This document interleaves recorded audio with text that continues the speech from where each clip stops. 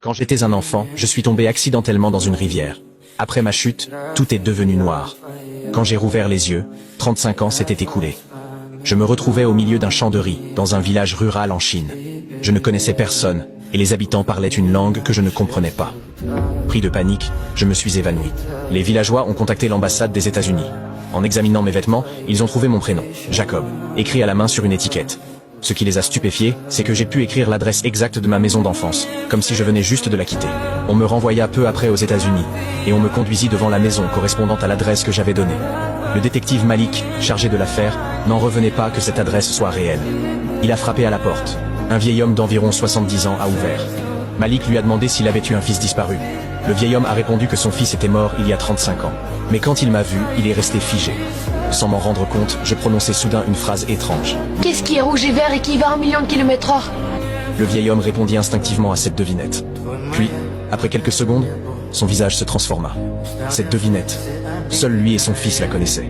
Mais il avait enterré son fils de ses propres mains il y a 35 ans. Le vieil homme resta là, figé, bouleversé, incapable de parler à cet instant. Sa femme apparut alors derrière lui.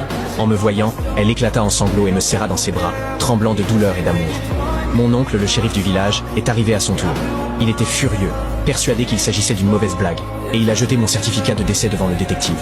Mais dès qu'il m'a vu, lui aussi s'est arrêté, choqué, incapable de parler. Soudain, une vague de peur m'envahit. Je commençais à convulser.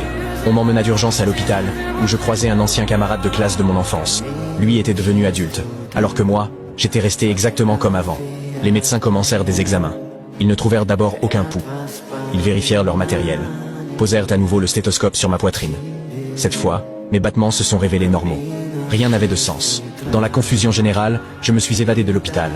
Ma famille se lança à ma recherche. Je me suis dirigé instinctivement vers la forêt. En entrant, une étrange sensation de familiarité m'a envahi. Ce moment me semblait connu, d'une façon que je n'arrivais pas vraiment à expliquer. Mon père m'a suivi. Nous avons couru longtemps, jusqu'à un arbre que je reconnaissais sans savoir pourquoi. J'ai glissé ma main dans un trou du tronc, et j'en ai sorti un petit soldat en plastique. C'était le cadeau que mon père m'avait offert pour mon anniversaire, le jour même où j'étais tombé dans la rivière. Lui, assis, resta silencieux pendant longtemps. La nouvelle s'est répandue dans tout le village.